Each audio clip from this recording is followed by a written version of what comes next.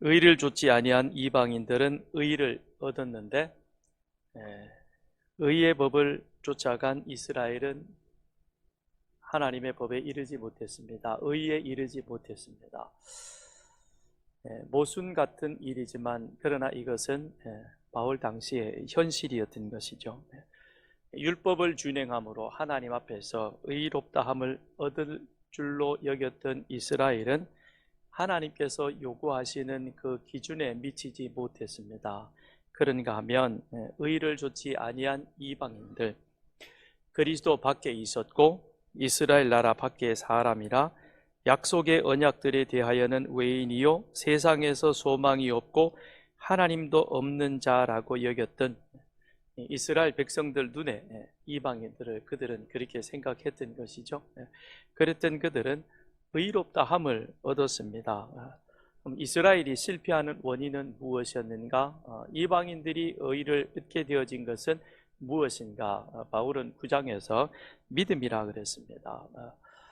이방인들은 믿음을 의지함으로 그들은 하나님으로부터 의롭다함을 받게 되었고, 그러나 율법을 쫓아갔던 그들은 믿음을 의지하지 않은 채 행위를 의지함으로 말미암아 결국에는 이스라엘은 실패하고 말았다는 것입니다. 그러면서 바울은 다시 한번 이 복음에 대해서 설명을 합니다. 그래서 1절에 보면 형제들아 내 마음에 원하는 바라고 말하죠. 이미 9장에서 그 앞에 3장에서부터 끊임없이 사도 바울은 이 복음에 대해서 믿음으로 말미암는 구원, 거기에 대해서 말씀하고 있습니다. 이미 충분히 설명되어졌고 말씀되어졌다라고 생각되어질 만큼 그렇게 말씀하셨음에도 불구하고 다시 한번 이 복음에 대해서 말씀하고 있는 이유는 무엇인가? 교육이라고 하는 것은 반복의 효과가 있죠. 한번 말씀드리면 다 알아들을 것 같지만 들을 때는 아는 것 같죠. 근데 어때요? 다시 옛날로 돌아가죠. 그죠? 고무줄 당기면 딸려오지만 놓으면 제자리에 돌아가는 같이, 그래서 다시 돌아갑니다. 그래서 다시 당기고, 바울도 그런 거예요. 다시 또 이야기하고 또 이야기하고, 토기장이 비유를 통해서 이야기하고, 또 다시 이방인과 유대인들의 그 관계 속에서 이 복음에 대해서 또 다시 설명하고 있는 것입니다. 그건 바울의 잔소리가 아니라 내 마음에 원하는 바, 바울이 마음에 원하는 바는 무엇이냐? 그것은 내 동족 유대인들이 복음을 들었으면 좋겠다는 것입니다. 그것이 바울의 원하는 바였습니다. 그런데 바울이 다니면서 복음을 전했지만 유대인들이 가장 극하게 바울의 복음을 반대했고, 그리고 바울의 선교에 회방꾼이 되었던 것입니다. 그래서 그들은 이미 그들의 조상들도 이루지 못했던 그 율법을 붙들고 그것이 마치 전부인 것이냐 그렇게 이야기하고 있는 것입니다. 그래서 바울은 또다시 말합니다. 내 마음에 원한 바 하나님께 구하는 바는 이스라엘을 위함이니 곧 그들로 구원을 받게 함이라 말합니다. 자기를 반대했었고 복음을 부정했지만 그렇다고 바울은 그런 유대인들을 비방하거나 또는 정죄하거나 조롱하지 않습니다. 비난하지 않습니다. 오로지 그가 원하는 것은 어떻게 하든지 내가 어떻게 설명하고 어떻게 전하면 당신들이 이 잘못된 그런 신앙관에서 벗어나서 예수가 그리스도 되심을 믿음으로 고백하고 그리고 구원받는 그런 복된 자리에 이를 수 있을까? 이것이 바울이 원하는 바였다는 것입니다. 그러면서 2절에 보면 내가 증언하노니 그들이 하나님께 열심히 있으나 올바른 지식을 따른 것이 아니었다라는 것입니다. 유대인들에게 있어서의 그 열정, 그것은 바울도 인정하고 있는 것이죠. 이들은 열정이 정말 대단했습니다. 바울도 그 중에 한 사람이었죠. 어느 정도였습니까? 스데반이 돌에 맞아 순교할 때에 그건 당연하다고 여겼습니다. 그건 하나님에 대한 열심으로 바울은 그렇게 생각을 했던 것입니다. 그런데 하나님에 대한 올바른 지식이 없으니 하나님께서 왜 예수를 보내주셨고 그것이 어떻게 우리에게 하나님의 언약의 성취였다라고 하는 사실을 안타깝지만 그 당시에는 바울은 잘 몰랐던 것이죠. 그러니 그 다음에는 어떻게 합니까? 대제사장의 공문을 받아가지고 다메섹까지 내려갈 만큼 그 열심이 특심한 사람이었던 것입니다. 열심은 있지만 율법에 대한 바른 지식이 없음으로 인하여, 그래서 그들도 내가 과거에 했던 것처럼 지금 복음을 반대하고 복음을, 하나님을 부정하고 있는 것입니다. 하나님의 뜻을 바르게 분별할 수 있는 그런 성경적 지식이 부족한 것이죠. 우리들 가운데도 이런 사람들이 있습니다. 성경에 대해 무지한 사람들, 성경에 대해서는 별로 알려고도 하지 아니하고 그건 목사님이 그냥 가르쳐 주시는 대로 하면 되지, 그래서 그냥 덮어놓고 믿으려고 하는 사람이 있습니다. 이 성경은 열어놓고 믿어야지 이거 덮어놓고 믿지 마시고 열어놓고 여기에서 하나님이 뭐라고 말씀하시는지를 아셔야 된다는 겁니다. 아시죠? 3월 달부터 우리 성경학교가 또 다시 시작이 되니까 화요일 반, 목요일 저녁 반, 목요일 저녁, 그리고 주말 반, 여러분 꼭 참여하시기 바랍니다. 아멘 안 하는 건 전부 동의예요. 100% 동의죠. 그죠? 그렇게 해서 우리는 바른 지식 안에서 열심을 가지고 가기를 바랍니다. 빨리 가고 열정만 있는 건 그건 오히려 해악이 될 수 있습니다. 방향이 잘 맞아야 되죠. 그죠? 내 열심 가지고 하나님이 원하는 방향이 아닌 쪽으로 가다가 보면 낭떠러지에 갈 수도 있는 거예요. 그거를 막아주기 위해서, 바른 길로 인도하기 위해서, 그래서 또 교회에서 이렇게 3월에 개강을 하니까 여러분들 한 분도 빠지지 말고 시간대로 쫙 나눠 놓았으니까 원하는 시간에 열심히 참여하셔서 배우시길 바랍니다. 또 한편 어떤 부류의 사람이 있느냐, 낡은 전통만을 붙들고 그것만을 고집하는 사람들이 있습니다. 그리고 그것이 우선이고 먼저이고 그 다음에 하나님 말씀에 대해서는 귀 기울여 들으려고 하지 않는 사람들이 있어요. 이게 이제 문제가 되는 것이죠. 2월달 우리가 훈련 받아야 할 품성 과제는 유연성입니다. 유연성은 무엇이냐? 불쾌하게 여기지 않고 자신의 계획이나 생각을 바꿀 자세가 되어 있는 것. 불쾌하게 여기지 않고 자신의 계획이나 생각을 바꿀 그와 같은 자세가 되어 있는 것. 이게 뭐라고요? 다시 한번, 유연성, 불쾌하게 여기지 않고 자신의 계획이나 생각을 바꿀 자세가 되어 있는 것. 주의 사자가 빌립에게 지금 사마리아에서 열심히 전도하고 있습니다. 뭐라고 얘기를 하냐면 남쪽으로 향하여 예루살렘에 있는 가사까지 내려가라 그럽니다. 광야까지 내려가라, 그렇게 이야기를 합니다. 스데반의 일로 인하여서 예루살렘 교회에 핍박이 있자 흩어지게 되죠. 그래서 빌립은 사마리아까지 내려가서 전도합니다. 많은 그런 부흥의 열매들이 맺어집니다. 그런데 어느 날 주의 사자가 빌립을 찾아와서 말씀합니다. 가사로 내려가는 그 길로 가라. 거기는 광야니라 그럽니다. 광야로 가라고 주의 사자가 빌립에게 말합니다. 지금 빌립이 할 일 없어가지고 가만 앉아 노는 게 아니고 뭘 해야 될까 고민하는 게 아니고 지금 사마리아에서 열심히 부흥을 이루어가고 있습니다. 그런데 주의 사자가 광야로 가라 그럽니다. 가겠어요? 왜 대답이 없어요? 갔지요? 아니, 빌립이 내려갔다니까. 찬양대 저렇게 열심히 잘하는데요, 제가 서문미 권사님 보고 찬양대 나와가지고 주방에 가서 열심히 반찬 만드세요. 그럼 거기에 대해서 불쾌하게 여기지 않고 우리 서문미 권사님은 가실 거예요. 간다는 겁니다. 그게 뭐냐? 지금 빌립이 그 일을 했다는 것이죠. 광야로 갔습니다. 그랬더니 자, 광야는 사람이 없습니다. 아니, 하나님, 제가 지금 사마리아에서 놀고 먹는 것도 아니고요, 열심히 지금 제대로 주의 일 열심히 하고 있습니다. 근데 광야로 가라고요? 광야는 여호밖에 없어요. 제가 여호한테 가서 복음 전해야 됩니까? 이렇게 불쾌하게 거기에 대해서 이유를 달지 않고 예 그러고 내려갔습니다. 갔더니 누구를 만났어요? 에디오피아 내시를 만나게 된 것이죠. 그리고 그에게 복음을 전하고 그것이 에디오피아 땅에도 복음이 전해지는 그런 역사를 만들었다는 것입니다. 우리는 어떻습니까? 신앙생활 조금만 하면 그 다음엔 자기 방식을 가지고 주위 사람들을 자꾸 가르쳐 드리려고 합니다. 그건 별로 옳은 모습은 아닌 것입니다.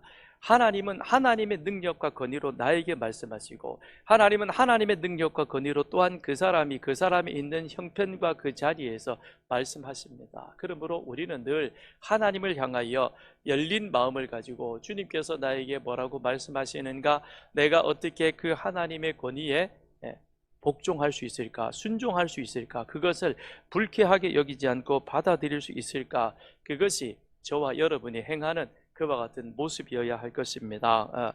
3절을 보겠습니다. 하나님의 의를 모르고 자기 의를 세우고 힘써 하나님의 의에 복종하지 아니하였느니라. 자, 지금 바울이 9장에서도 그 얘기를 했었죠. 이방인들은 하나님의 의를 받아들이는데 유대인들은 받아들이지 못했다. 왜 이방인들은 그것을 받아들였느냐? 하나님의 세우신 의를 믿음으로 받아들였다는 것입니다. 그런데 유대인들은 십자가 복음을 믿지 않았다는 것입니다. 왜 그렇게 했느냐? 그건 첫째는 유대인들, 백성들 그들의 책임이요, 또 하나는 그것을 가르치지 아니하고 성전을 이용해서 자신의 이익만을 채워가려 했던 대제사장과 그 다음에 그 성전 세력들, 그들의 욕심 때문이었다는 겁니다. 근데 묘하게 이 두 가지가 맞아진 거예요. 대제사장이나 성전 세력들은 백성들이 가져오는 그걸 만족히 여기며 그걸로 자기 배를 채웠고, 그리고 백성들은 그냥 우리가 지금 안식일을 지키고 절기를 지키면 그것으로 다 하는 줄 알았습니다. 근데 안식일의 본 의미와 그 다음에 유월절, 오순절, 초막절에 그것이 가지고 있는 의미, 더 나아가서는 하나님이 율법을 주셔서 그 율법을 통해서 우리로 하여금 이 땅 가운데 하나님 제사장 나라 백성으로 어떻게 살아가야 하는가, 하나님의 뜻, 하나님의 마음은 헤아리려고 하지 않았다는 것입니다. 그게 이 유대인들에게 문제였던 것이고, 그리고 지금까지도 그 일들을 그대로 하고 있는 것이죠. 그런데 그걸 지금 예수님이 이 땅에 오셔서 하나님의 의를 세워주셨고 바울은 지금 그거를 전하고 있는데, 근데 유대인들은 그게 싫은 거죠. 그래서 거부하고 밀어내고 배척하는 그런 일들이 있게 되어진 것입니다. 열심은 마음과 관련이 있습니다. 지식은 머리와 관련이 있는 것이죠. 그래서 열심과 지식은 반드시 조화를 이루어야 됩니다.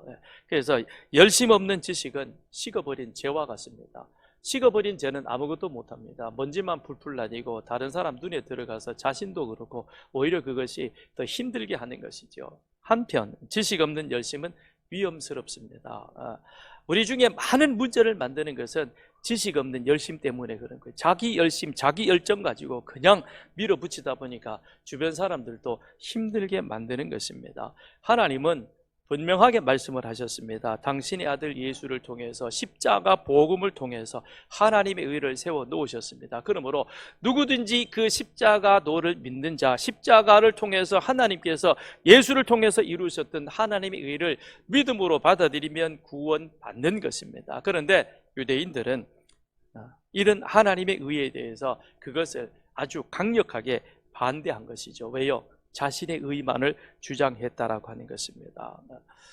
율법을 가졌다는 것은 그것은 율법과 선지서를 가졌습니다. 그런데 율법과 선지서가 증거하는 것은 오직 하나인 것입니다. 하나님의 의인 예수가 나타날 것이다 라는 것이죠. 그런데 그들은 이 하나님의 약속이 담겨있는 구약 성경 율법을 가지고 있었음에도 불구하고 그것이 정말로 의미하고는, 그것이 정말 선포하는 그 중요한 의미에 대해서는 율법에 대한 지식이 부족하여 결국에는 알지 못하게 되었고, 결국에는 버림받는 그런 자리까지 가게 되었던 것이죠. 4절, 그리스도는 모든 믿는 자에게 의를 이루기 위하여 율법의 마침이 되신다 라고 말씀합니다.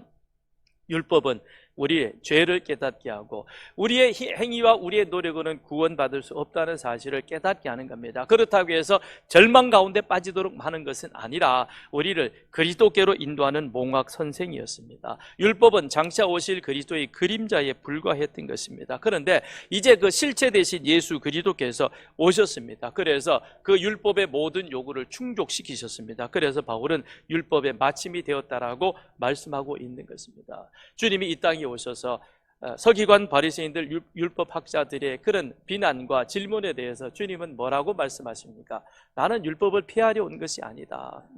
율법의 진정한 의미, 그 율법을 온전히 충족시키고 완성시키기 위해서 오셨다라고 말씀합니다. 우리의 힘으로, 우리의 능력으로, 우리의 의로는 결코 우리는 율법의 요구를 만족시킬 수 없습니다. 그러나 주님 말씀하셨습니다. 내가 너희 안에, 너희가 내 안에 거하면, 그렇죠, 우리가 예수를 믿고 예수를 믿는 그 믿음 안에서 예수님이 우리 안에서 하나님의 성령으로 우리를 주장하며 인도하게 될 때에 우리는 율법의 요구를 충족시킬 수 있는 그와 같은 자가 될 것입니다. 왜냐하면 내가 아니라 우리 주님께서 그 율법의 요구를 만족시키기 때문에 그러한 것이지요. 에덴 동산에서 범죄하고 하나님과의 관계가 끊어진 우리들에게 있어서, 인간들의, 죄인들에게 있어서 가장 큰 바램과 그리고 가장 큰 난제는 하나님과의 관계 회복이었던 것입니다. 어떻게 회복할 것이냐? 인간의 방법에서는 해결할 방법이 없었습니다. 그런데 하나님께서는 이 문제를 당신의 아들 예수 그리스도를 이 땅에 보내주심으로 말미암아 그 문제가 해결되어졌죠. 그래서 예수를 통해서 우리는 구원받았습니다. 그 다음, 하나님이 십자가에서 예수님을 통해서 이루셨던 일을 믿는 것도, 이것도 굉장히 중요한 것입니다. 이것도 굉장히 우리에게서는 큰 일인 것입니다. 대단한 일인 것이죠. 그런데 그건 못지않게 또한 중요한 것이 있습니다. 그건 바로 무엇이냐면 구원받은 이후에 그 다음 구원받은 백성으로 하나님 나라 거룩한 시민으로 어떻게 사느냐 하는 것이죠. 이 삶이 중요한 것입니다. 하나님은 출애굽한 백성에게 시내산에서 율법을 주십니다. 그리고 그것을 광야 40년 동안 훈련하게 하셨던 것이죠. 왜 그래요? 가나안 땅에 들어가면 세상 주변에 있는 사람들처럼 그렇게 사는 것이 아니라 너희는 하나님과 언약 맺은 제사장 나라 백성으로서 이제는 그 안에서 살아가야 하는 것이죠. 그러니 구원받은 것은 한순간에 되어지는 일입니다. 주 예수를 믿으라, 내가 내 입으로 시인한다. 그러므로 그 시인까지도 성령님이 내 가운데 함께 하셔서 나는 예수 그리스도를 구주로 고백합니다. 구원받습니다. 그 다음 이스라엘이 광야 40년을 훈련받아 같은 것처럼 이제 우리는 그리스도인으로서 필요한 그와 같은 자질들을 훈련받아 가는 것입니다. 이건 그냥 되어지는 게 아닙니다. 시간이 가고 세월이 흘러가면 될 것이다. 절대 그렇지 않습니다. 계속 그 방향으로 가게 되어집니다. 그런데 그 방향을 세상으로 따라 살아가다가 예수를 만남으로 인하여 이제는 그 방향을 돌려야 되는 겁니다. 어디로? 하나님께로, 그리스도의 가르침을 따라. 왜냐? 우리는 그리스도의 백성이기 때문에 그런 거예요.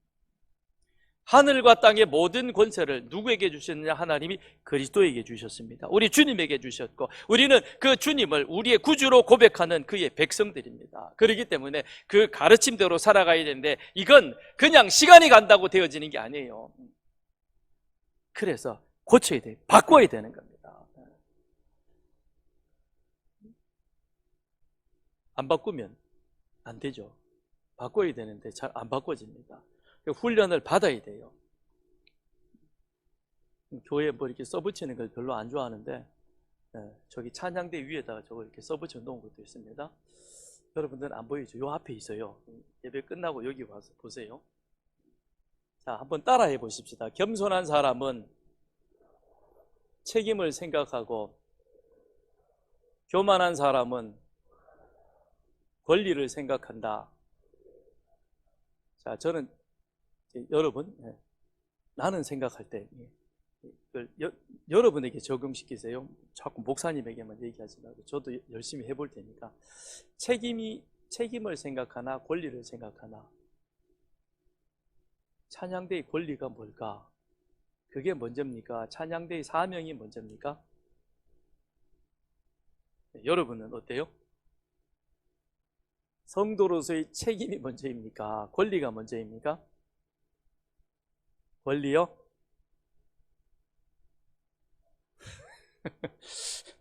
자, 나는 하나님의 은혜를 입은 자입니다.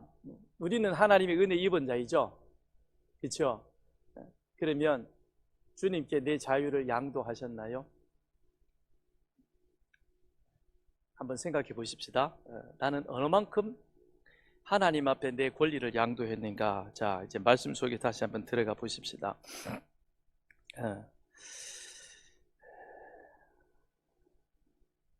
하나님 나라 거룩한 백성으로 살아가야 되는데, 근데 이것이 이스라엘은 잘 하질 못했습니다. 근데 하나님께서 그걸 잘 할 수 있는 방법을 주셨죠. 5가지 제사를 3가지 방법으로 드리는 것이다. 5가지 제사, 번제, 소제, 화목제, 속죄제, 속건제를 3가지 방법으로 내가 내 땅에서 거둔 예물을 하나님이 택하신 곳에 와서 제사장의 도움을 받아서 안식일을 지키고, 그리고 유월절, 오순절, 초막절을 지킨다. 그걸 안식일을 통해서 또 매년, 그래서 안식년이 되는 것이고 희년이 되는 것이고, 그걸 반복하는 것입니다. 그런 훈련을 시키셨던 것입니다. 그런데 이스라엘은 그걸 받기는 받았지만, 그러나 그들의 제사가, 그들의 절기 지킴이 형식적으로 흘러가고 말았던 것입니다. 그러니까 율법도 있지만 또 한편 뭐도 붙잡습니까? 우상 숭배하는, 주변 나라를 따라가는 그런 모습이 2가지가 혼재되어 나타났습니다. 그럼 오늘 우리는 어떨까요? 그건 구약적인 것이니까, 신약에는 예수님이 율법을 다 성취하셨다면서요. 그러면 우리는 그거 안 해도 됩니까? 근데 주님이 이렇게 말씀하셨습니다. 그러므로 예물을 제단에 드리려다가 거기에서 내 형제에게 원망 들을 만한 일이 있는 것이 생각나거든 예물을 제단 앞에 두고 먼저 가서 형제와 화목하고 그 후에 와서 예물을 드리라. 믿는 우리들에게 있어서 예배는 참 중요하죠. 그래서 예배에 요소 가운데 찬양대도 있어야 된다. 우리가 코로나를 지나면서 제대로 대면 예배를 드리지 못하고 찬양대마저도 제대로 서지 못하니까 굉장히 답답하고 힘들었죠. 우리는 예배의 형식은 굉장히 중요하게 따지면서 주님께서 이 예배에 대해서 말씀을 하시면서 기도에 대해서도 말씀하시면서 뭐라고 얘기합니까? 너희가 하나님 사랑, 하나님과의 관계를 중요하게 여기는 만큼 사람과의 관계도 중요하게 여겨야 된다. 5가지 제사와 3가지 방법으로 드리는 그 과정 속에서 하나님이 이스라엘 백성들에게 강조하셨던 것은 하나님 사랑, 이웃 사랑은 같이 가야 된다. 그래서 반모퉁이 일부를 남겨놓고 내 주변 가운데서 어려운 사람, 가난한 사람, 힘없는 사람이 그것을 가져다가 그냥 먹을 수 있도록 그렇게 해라. 그것이 하나님 사랑이 이웃 사랑으로 흘러가는 모습이다. 동일한 것으로 주님도 똑같이 말씀을 하십니다. 예배가 중요하다, 기도가 중요하다. 그렇다면 예배 기도하기 전에, 내가 예배의 자리에 나오기 전에 먼저 생각할 것이 무엇이냐? 하나님이 내 예배를 정말 기뻐 받으실까? 하나님이 내 예배를 기뻐 받으시기 위해서 나는 지난 한 주간의 삶을 어떻게 살았는가? 너희가 예물을 제단에 드리려다가 내 형제들에게 원망 들을 만한 일이 있는 것이 생각나거든 예물을 제단에 드리기 전에 먼저 가서 형제와 화목하고. 그 얘기는 무슨 얘기입니까?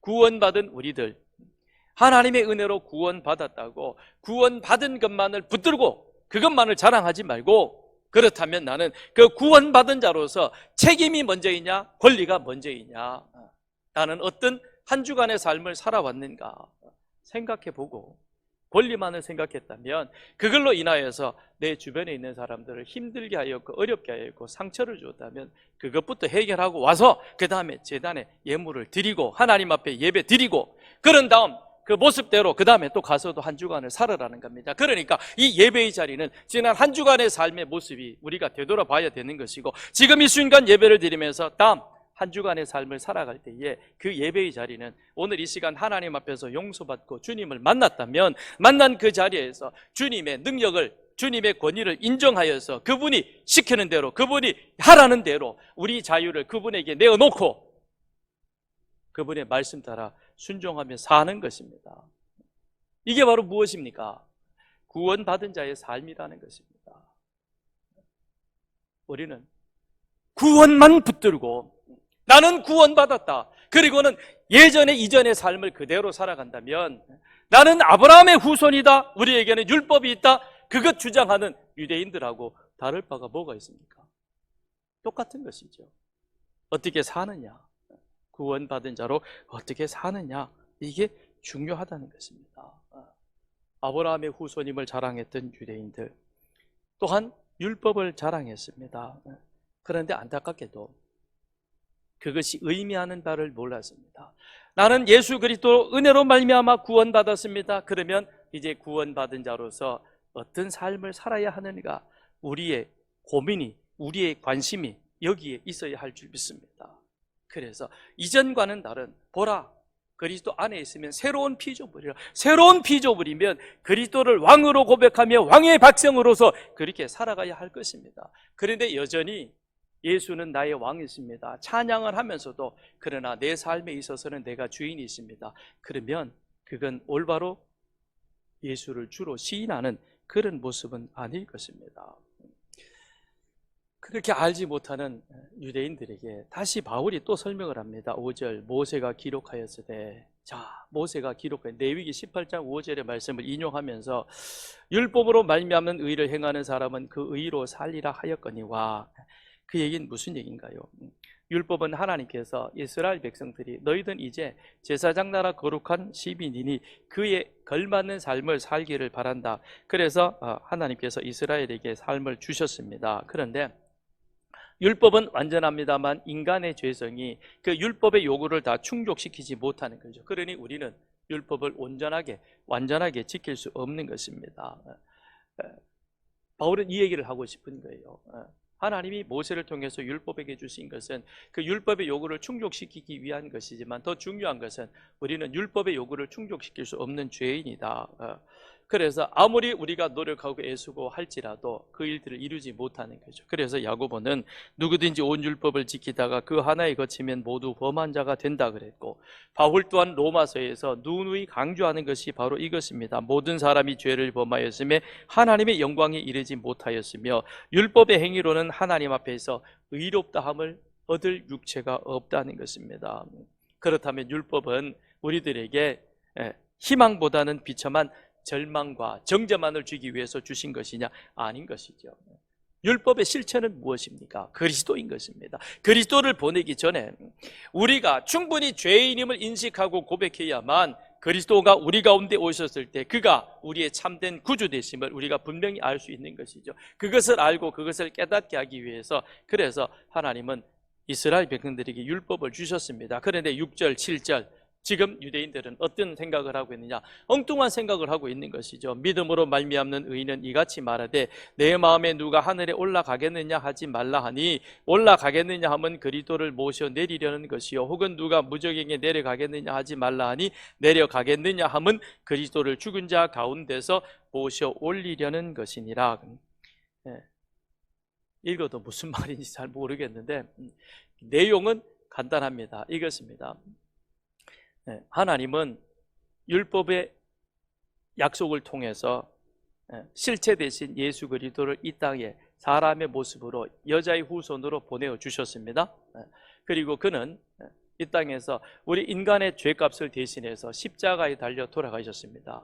그리고 3일 만에 다시 하나님께서 그를 죽은 자 가운데서 부활하게 하셨습니다. 그리고 하나님 하늘로 올리우셔서 지금 하나님 우편에 계십니다. 그러니까 예수님의 성육신, 인간 되심, 그 다음에 십자가의 죽으심, 부활하심, 그 다음에 승천, 이 내용을 지금 바울이 요약해서 말씀하고 있는 것이죠.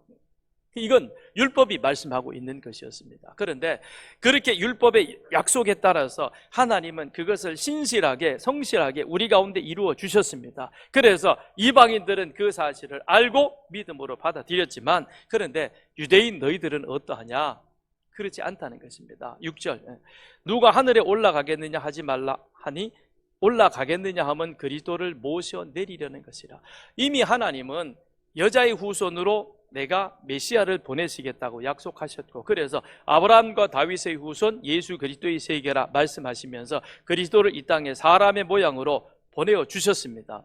그래서 그 이름을 예수라, 그 이름을 임마누엘이라 하라라고까지 말씀을 하셨던 것이죠. 이미 주님께서 이 땅에 오셨는데, 그런데 너희는 이 땅에 오신 예수 그리스도를 부정하고 부인하고 믿지 않고 내가 하늘에 올라가겠다. 인간이 하늘에 올라갈 수 있습니까? 올라간다고 한들 그리스도를 다시 이 땅 가운데 모셔 내릴 수 있습니까? 말도 안 되는 얘기를 지금 그들은 율법을 붙들고 그 생각만 하고 있다는 것입니다. 그 다음 7절에 이 땅에 오신 예수님은 하나님의 구원 섭리에 따라서 십자가에 죽으시고 하나님이 다시 3일 만에 그를 살리셨습니다. 부활하셨습니다. 그리고 지금은 하나님 우편에 계시다가 장차 이 세상을 심판주로 오실 것입니다. 7절이 바로 그것이죠. 무저갱에 내려가겠느냐. 무저갱이라고 하는 것은 죽은 자들이 있는 곳인 땅의 가장 깊은 곳입니다. 그런데 거기에 땅 깊은 곳까지 어떻게 내려갈까 고민하고 있습니다. 그런데 왜 내려가느냐. 그것은 죽은 그리스도를 다시 살려내기 위해서 가겠다는 것입니다. 말도 안 되는 얘기죠. 그리스도께서는 어때요? 이미 죽은 자 가운데서 살아나셨습니다. 그래서 더 이상 음부에 계시지 않습니다. 그런데 그들은 이 율법이 얘기해 놓은 이것, 그림자 되는 것만 붙들고 실체로 오신 예수 그리스도를 그들은 보지 못하는 것이죠. 왜 보지 못하느냐? 지식이 없어서. 율법에 대한 바른 지식, 율법에 대한 바른 지식이란 율법을 통해서 하나님께서 우리를 죄인 가운데 구원하여 주시겠다는 하나님의 마음, 하나님의 사랑을 이 지금 유대인들은 깨닫지 못하고 있다는 것입니다. 이것이 얼마나 무모하고 이것이 얼마나 어리석은 것이냐라는 것입니다. 그래서 바울은 말합니다. 자, 이제 다시 내가 또 무슨 말 하겠느냐. 8절. 그러면 무엇을 말하느냐. 그럼 내가 더 이상 무슨 말 하겠느냐라는 것입니다. 그러면서 다시 결론을 내립니다. 자, 말씀이 내게 가까워 내 입에 있으며 내 마음에 있다 하였으니 곧 우리가 전파하는 믿음의 말씀이라. 복음, 너희가 생각하는 것처럼 하늘로 올라가고 음부로 내려가고 그게 아니야. 이미 주님께서 이 땅에 오셔서 그것을 십자가를 통해서 우리 가운데 주셨어. 그리고 이미 너희들은 그것을 들었고 다시 한번 확인하는 것이고, 또 이 땅에는 모든 유대인들이 이 복음의 말씀을 들어야 되는 거야. 그건 오늘 우리들에게도 동일한 것입니다. 복음은 멀리 있는 것이 아니라, 어려운 것이 아니라 가까운 데 있는 것이며 쉬운 것이라고 말씀합니다. 9절. 내가 만일 내 입으로 예수를 주로 시인하며 또 하나님께서 그를 죽은 자 가운데서 살리신 것을 내 마음에 믿으면 구원을 받으리라. 사람이 마음으로 믿어 의에 이르고 입으로 시인하여 구원에 이르느니라 했습니다. 네. 복음은 누구에게나 열려 있는 것입니다. 누구에게나 열려 있는 것이죠. 네. 누구에게나 열려 있다는 것은 복음을 듣는 사람이 그것을 책임져야 하는 것입니다. 그래서 9절에 내가 만일 내 입으로 예수를 주로 시인하며 그랬습니다. 시인한다는 것은 복음은 모든 사람에게 열려져서 남녀노소 빈부 귀천 그 다음에 민족과 종족을 초월해서 모든 사람이 복음을 들을 수 있고 접할 수 있는 것입니다.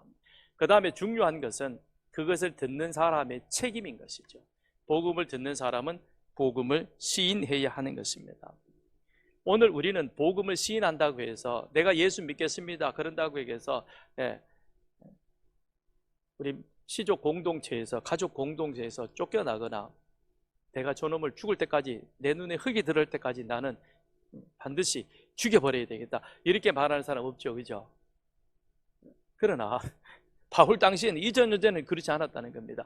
예수를 그리스도로 구주로 시인하고 고백하게 되어지면, 그러면 그때부터 심각한 일이 따라오게 되어지는 겁니다. 공동체에서 축출되고, 공동체에서 축출된다는 것은 곧 죽는 것입니다. 예수님께서 눈먼 자를 고쳐주셨습니다. 그건 안식일에 고쳐주셨어요. 그랬더니 바리새인 서기관들이 난리가 났습니다. 심지어는 부모들까지 불러가지고 저 어떻게 된 거냐고 묻습니다. 그랬더니 부모들이 겁을 내가지고 뭐라 그래요? 그건 그 사람 성년이니까 물어보면 되지. 근데 중요한 것은, 분명한 것은 날 때는 소경으로 났지만 지금 보는 것이다 그럽니다. 애매하게 대답합니다. 왜 그럴까요? 예수를 인정하면 유대 공동체에서 축출시키거든요. 그러면 그건 곧 죽음과도 같은 겁니다. 그런데 지금은 책임을 생각하고 권리를 생각하고 그 가운데서 정말 책임을 생각한다면 나는 주님께 내 자유를 다 내어놓았느냐. 시인한다는 것은 주님이 나의 구주이십니다. 주인이십니다. 왕이십니다. 그렇다면 내 삶을 이제 하나님 주님께서 원하시는 대로 사용하십시오. 여러분 동의하십니까? 90%는 안 하네, 동의를. 시인 안 하겠다는 거잖아요. 내대로 살겠다는 거죠. 권리를 먼저 생각하겠다는 거죠. 교회에서. 이 교회가 여러분의 교회입니까? 주님의 교회라고 기도는 하면서 왜 양도는 안 하려고 하는 겁니까? 담임 목사에게 양도하라는 게 아니라 주님께 양도하라는 겁니다. 오해하지 마십시오. 주님께 우리의 권리를, 우리의 삶을, 우리의 자유를 양도하는 겁니다. 그게 복음 들은 자의 책임인 것입니다. 예수를 주로 시인하면 그 다음엔 이제는 내 삶의 모든 권리를 누가 관리하는 겁니까? 주님이 관리하는 겁니다. 또한 복음은 보편적입니다. 하나님은 한 사람 아브라함을 통해서 모든 민족을 구원하길 원하셨고 한 민족 이스라엘을 선택해서 모든 나라 모든 열방이 복음 듣기를 원하셨습니다. 율법은 이스라엘 백성들에게 그래서 주어졌지만 그러나 예수 그리스도의 복음은 이제 모든 나라 모든 민족에게 차별 없이 주어졌습니다. 그래서 그 복음은 보편적이며 또한 동시에 모든 사람들에게 열려 있는 것입니다. 그러면서 동시에 복음은 분명하지요. 9절 후반절에 내 마음에 믿으면 구원을 받으리라. 사람이 마음으로 믿어 의에 이르고 입으로 시인하여 구원에 이른다라고 말합니다. 믿는 자는 구원받습니다. 믿는 자는 영벌의 심판을 면할 수 있습니다. 믿는 자는 이제는 하나님 아버지라 부르며 하나님이 주시는 특별한 은택을 누리며 이제는 예수 그리스도의 백성으로 살아가게 되는 것입니다. 세상을 향한 하나님의 소원은 단 한 가지입니다. 바울의 소원 역시 똑같은 것이죠. 그들로 구원을 받게 함이라 그랬습니다. 예수 그리스도가 구주 되심을 마음으로 믿어 입으로 시인하고 시인한 이후에 그 다음 구원받은 백성으로 그렇게 살아가는 것, 내 삶의 주권을 주님께 내어드리는 것, 하나님의 능력의 권위를 인정하고 주님께서 내게 요구하시는 것에 대해서 불쾌하게 생각지 아니하고 내 계획과 내 생각을 바꾸어 드릴 수 있는 것, 이것이 예수가 그리스도 되심을 주로 시인하며 그렇게 살아가는 사람인 것입니다. 그렇게 2월 한 달도 살아가는 여러분과 저가 되기를 바랍니다.